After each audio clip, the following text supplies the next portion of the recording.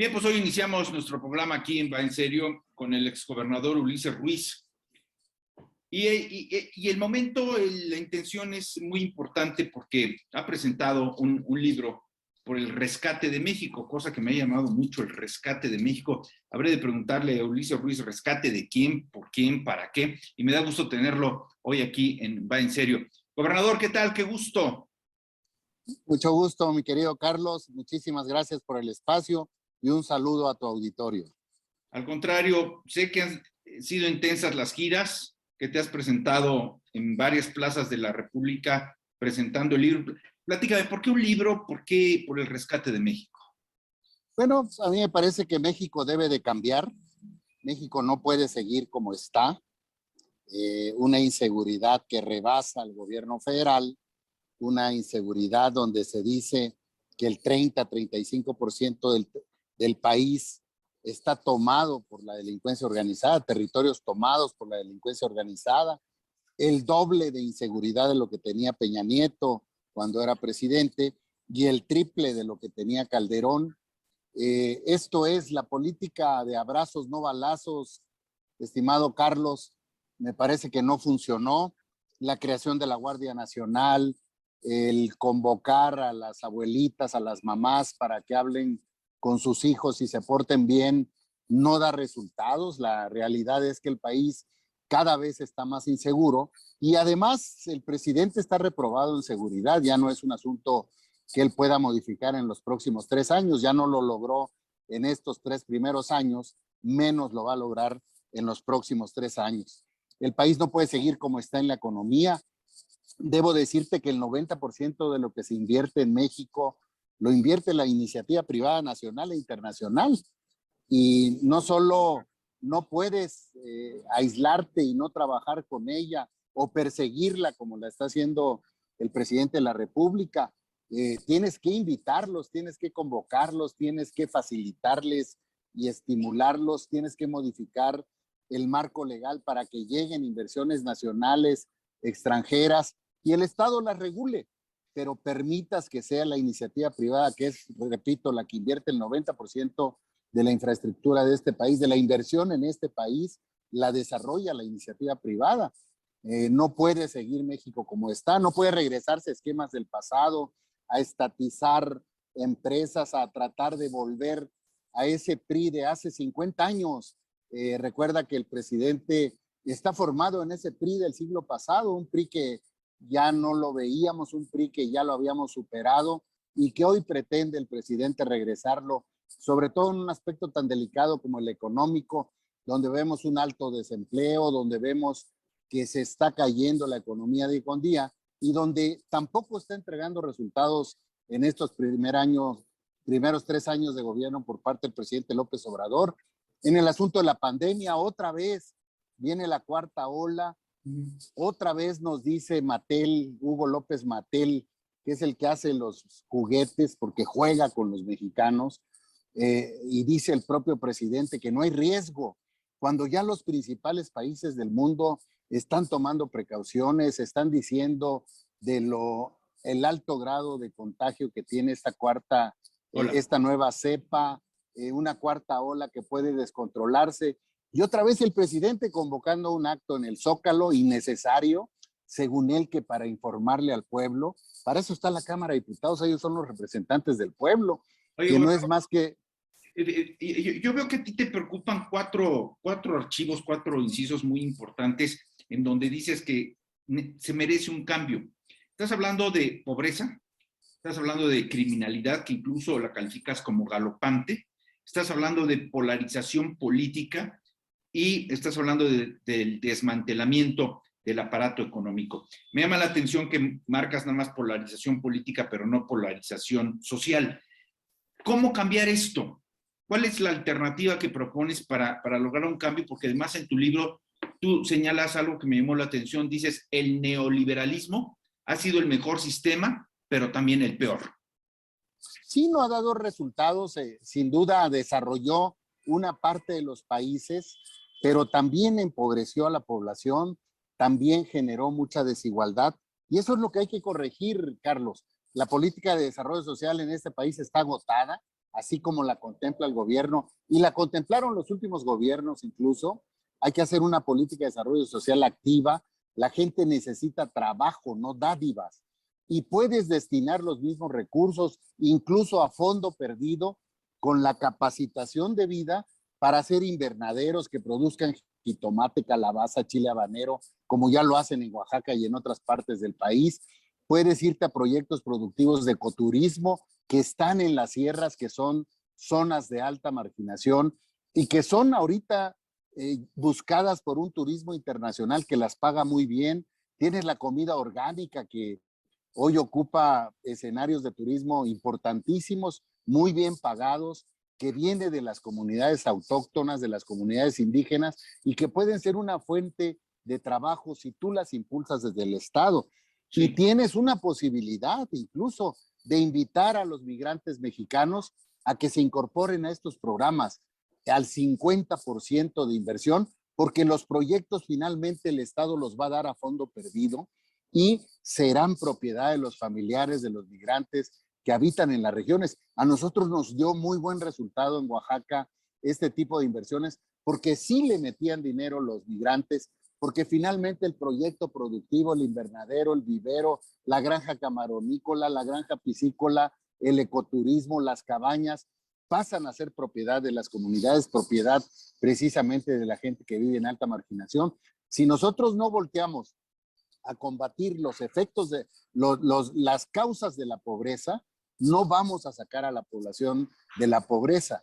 O sea, en los programas... ¿Me quieres decir, gobernador, que no hay políticas públicas sensatas o que están equivocadas? Están equivocadas, ya se agotaron. La política de dádivas, de entregarle un recurso económico a la gente que vive en carencias, no lo saca de la pobreza, al contrario, hay 4 millones más de pobres en estos 3 años del presidente López Obrador, no los saca de la pobreza, los mediatiza, los acostumbra a estar recibiendo un dinero que finalmente lo aportan el 50% de los mexicanos que pagan los impuestos. Entonces tú tienes que buscar cómo incorporar a esta gente, a esta mitad de la población, al trabajo, te repito, con subsidios incluso hasta del 100%, con la capacitación de vida y donde estoy seguro, y tenemos que confiar en nuestra gente, van a poder trabajar, van a poder recibir mejores ingresos, van a poder aspirar a una mejor vida, a hospitales, a vivienda, a escuelas para sus hijos, y de esta manera terminemos con la pobreza en el país. Es importantísimo ya modificar la política de desarrollo social, que lo único que está generando es más pobreza, por una política de desarrollo social activa, junto con la participación de los empresarios en ese México pujante, en ese México de productores, en ese México industrializado, que tienes también que impulsar, invitando a los empresarios nacionales y extranjeros a que inviertan en proyectos de desarrollo, en proyectos transformadores de la economía y en la generación de empleos en México, Carlos. Oye, pero el presidente los culpa a ustedes, los culpa a quienes formaron parte del sistema anterior, los culpa a quienes formaron parte de gobiernos como tú, estatales anteriores al federalismo. ¿Cómo explicar esto? Yo creo que en el pasado hubo cuestiones positivas y también negativas. Lo más negativo es la desigualdad que hay en el país. Lo más negativo es la mitad de los mexicanos en pobreza o en carencias, como les llamo yo. Eso no se puede negar. Los escándalos de corrupción que también golpearon y enojaron y molestaron a los mexicanos, que fue el principal discurso de López Obrador. Pero lejos de enderezar la política, López Obrador lo que ha hecho es, al contrario, de reversa, pérdida de empleos por esa persecución a los empresarios, por esa satanización a los empresarios, salvo los allegados a él, pérdidas económicas por la inseguridad que hay en el país, con esa política de abrazos no balazos que no ha dado resultados, pérdidas por enfrentar la pandemia de forma tan irresponsable como nuevamente en esta cuarta ola la está enfrentando el presidente López Obrador, pérdidas en desarrollo social, no solo por la corrupción que generan esos programas, sino porque empobrecen más a la población y en ese sentido no ha entregado buenas cuentas. Por eso yo no estoy proponiendo regresar al pasado. Yo no estoy, no estoy proponiendo regresar a lo que no funcionó. Al contrario, vámonos a un país porque podemos serlo, a una primera potencia que podemos serla. Tenemos mares de los dos lados, tenemos población joven, tenemos estados que no tienen mar, pero tienen una alta potencialidad, que si combinas el esfuerzo de los empresarios mexicanos y extranjeros, el esfuerzo de nuevas políticas de desarrollo social, el esfuerzo en una nueva policía especializada en el combate y varios ajustes más para enfrentar a la delincuencia organizada con la ley, con inteligencia y con fuerza, estoy seguro que se pueden cambiar los resultados que se están teniendo en el país y que seguramente en el 2024 entregará López Obrador, ¿no? Vamos a hacer una pausa. Estoy platicando con el abogado egresado de la Universidad Nacional Autónoma de México, ex gobernador de Oaxaca y además ex legislador, Ulises Ruiz, a razón de su libro Por el Rescate de México. Una pausa, regresamos. Esto va en serio. Continúo conversando con Ulises Ruiz. A ver, manejas términos técnicos en tu libro. Hablas de capitalismos, hablas de aristocracias, hablas de... A ver, estamos polarizados, bien lo indicas, estamos polarizados, pero dices que entre los populistas radicales y la aristocracia se filtran los oportunistas, que son los que nos tienen así en este momento en el país.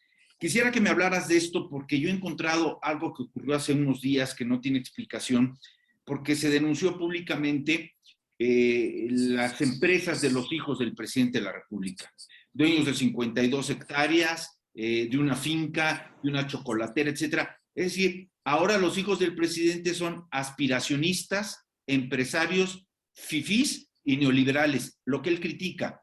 Entonces, ¿en qué situación estamos todos para saber quiénes son los populistas radicales, quién es la aristocracia, quiénes son los aspiracionistas, en dónde estamos parados, gobernador? A mí me parece que el populismo ya se practicó en México, el caudillismo populista, y no dio resultados. Eran las grandes devaluaciones que hubo en el pasado, el que todo era bajo la voluntad del presidente, que no existiera el Congreso más que como oficialidad de partes, porque no hay contrapesos en el país. Y hoy, después de haber superado esas etapas que tanto daño le hicieron a México, hoy el presidente López Obrador quiere regresarse a ello. El presidente López Obrador es más neoliberal que Salinas, sin los conocimientos económicos que tiene Salinas, porque la política del presidente sin duda tiene rasgos de neoliberalismo. No tiene lo negativo del neoliberalismo es la desigualdad que se provocó en los países del mundo, la mitad de la población en la pobreza. ¿Qué tienes que corregir? Los programas con una nueva política de desarrollo social que puedan sacar a esta gente de la pobreza, que los incorporen al trabajo, que los incorporen a tener sueños, a poder ser iguales todos los mexicanos y no haya estas diferencias en las regiones. Y me parece que se puede lograr con una nueva política de desarrollo social activa, con una política económica que incorpore a los diferentes entes, a los diferentes colectivos ciudadanos que son los empresarios, para que colaboren en el desarrollo del país y se corrijan políticas como la seguridad, que no, repito, no ha entregado resultados el presidente y ya no entregó. El presidente está reprobado en estos 3 primeros años y seguramente en los próximos 3 años en seguridad pública, aunque él diga todo lo contrario. Pero él afirma, dice, sataniza y polariza. Dime una cosa, porque estamos entrando a términos de producción, de competencia, de economía, pero antes el país salía adelante por el turismo, por el petróleo, por la competencia internacional que teníamos. Ahora el país parece que está flotando entre las remesas y los flujos que nos regalan los narcotraficantes. Y entonces, ¿cómo marcar un nuevo rumbo para acabar esto? Bueno, las remesas no son negativas, no son un mérito del gobierno, al contrario. A mí me parece que no, y aquí tenemos que avergonzarnos todos los políticos del país, porque no hemos tenido la capacidad de generar empleos para que la gente se quede en México y tenga que irse a Estados Unidos a trabajar. Pero es un potencial económico importante que se puede combinar con los recursos del gobierno. No se trata de que los migrantes manden su dinero a sus pueblos, sino de que se combine con los recursos del gobierno a fondo perdido para que esos proyectos productivos sean de los familiares de los migrantes y ya no se sigan yendo a los Estados Unidos, tengan una posibilidad de producir. En Oaxaca, por ejemplo, cuando estuvimos allá, varias gentes se regresaron de Canadá, trabajaban en invernaderos y hoy son de los principales productores de jitomate en el estado de Oaxaca. Nosotros de 5 hectáreas que recibimos cuando entramos al gobierno, entregamos 750 hectáreas de agricultura controlada, como se llaman los invernaderos o viveros, este tipo de agricultura, que nos puso aproximadamente en el 6º lugar nacional. O sea, sí dan resultados, sí son competitivos nuestros paisanos, nuestros amigos que viven en rezago. Solo hay que impulsar políticas activas para que no sea la dádiva que, repito, combate solo el efecto de la pobreza y no logra sacar de la pobreza, el poder incorporar a toda esta población a la economía activa para que junto con el México productor, junto con el México industrializado, junto con el México que desarrolla y genera empleos por parte de la iniciativa privada, que es el 90% de la inversión del país, se pueda consolidar un país y podamos ser una potencia mundial, Carlos. El país lleva 3 años en recesión económica, en austeridad republicana, y ahora con una histórica inflación, esta que no habíamos tenido registro en los últimos 20 años. ¿Cómo ves el panorama? ¿Te sientes esperanzado? Reprobado el presidente en materia económica, porque además no cambia, porque además no escucha a los especialistas, porque él vive encerrado en Palacio Nacional, tiene borrado al gabinete y él es el que decide las políticas públicas en el Plan Nacional de Ocurrencias que día con día hacen las mañaneras. A mí me parece que hay que hacer un giro radical en la política económica del país. Yo te repito, yo no concibo el desarrollo del país si no participa la iniciativa privada nacional e internacional. Ellos invierten el 90%, ahí están los números. No puedes pelearte con los que invierten y con los que generan empleos en el país. Y hay que enderezar varias propuestas, ahí lo digo en el libro, Carlos, en los proyectos que hoy se están haciendo.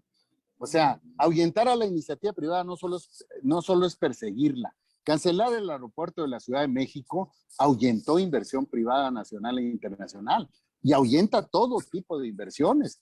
Y si se ahuyenta la inversión, dejan de recibirse recursos, dejan de recibirse inversiones y se caen los empleos en el país, como le está sucediendo al presidente. Hay que enderezar también proyectos faraónicos, elefantes blancos que está haciendo el presidente, que no van a funcionar. El sur-sureste del país, Carlos, necesita un tren de carga que llegue hasta Tamaulipas, un tren que pase por todo el Golfo, pero llegue a Tamaulipas, donde está el 80% del comercio mundial, los estados de México con los Estados Unidos. El 80% de nuestro comercio es con Estados Unidos. Hay que sacar la ganadería, hay que sacar la agricultura, hay que sacar lo que se produce en el sur-sureste, y eso es mucho más redituable que un tren turístico a una zona consolidada como es Quintana Roo, como es Campeche, como es Yucatán, en donde están consolidados en turismo. A mí me parece que hay que revisar la refinería de Dos Bocas, el pantano de Dos Bocas, para que sea un centro de distribución de Pemex o un centro incluso de licuado de la propia empresa, pero no una refinería, Carlos. Nadie está invirtiendo en el mundo en refinerías. Tenemos 5 refinerías, tienen la capacidad para abastecer al país y tienen la posibilidad de que en lo que resta de uso del petróleo, 15, 18 años, sirvan esa capacidad que está instalada, que se hizo en otros gobiernos y no se esté ahorita gastando y tirando el dinero a los mexicanos. Hay que ver el proyecto transísmico también, Carlos, donde lo único que se hizo fue aumentar 1 metro de la carretera que ya existía, donde hay cerca de 600 topes, donde vas a hacer 15, 17 horas, donde se necesita una autopista no de 4, sino de 6 carriles que puedes concesionar a la iniciativa privada entre Coatzacoalcos y Salina Cruz para poder desarrollar ese corredor transísmico. Y hay que ver los estudios que hay, porque los hay, de qué es lo que se tiene que hacer. El presidente, por ejemplo, está hablando de 10 parques industriales. Eso no es lo correcto, eso no es lo que te marcan los estudios. Te hablan los estudios de recintos fiscalizados, 4 o 5. Pero además el presidente, acabo de pasar por ahí, por el corredor de Coatzacoalcos a Salina Cruz, y te habla de 10 parques industriales. No hay nada. Hay un 20% en el avance de las vías, de lo que están cambiando de durmientes y quitando curvas, y faltan cerca de 200 kilómetros de ampliación de la carretera. Otra vez la mentira, característica principal de los populistas.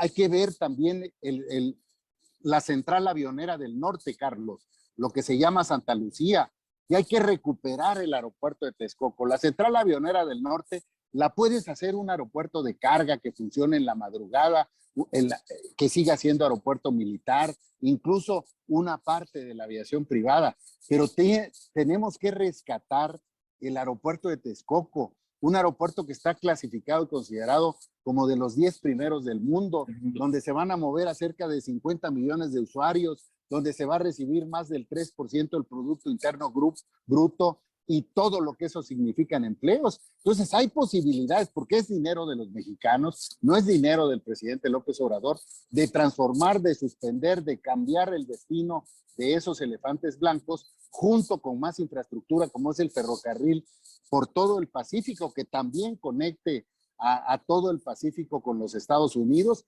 los ferrocarriles en el centro de México, que pueden ser concesiones a la iniciativa privada, que se necesita esa infraestructura para poder desarrollar al país y para darle oportunidad a muchos mexicanos que están buscando cómo desarrollarse en un México con empleos, en un México con centros de salud, con hospitales, con vivienda y sobre todo con sueños para poder realizarse y sacar a sus familias adelante, Carlos.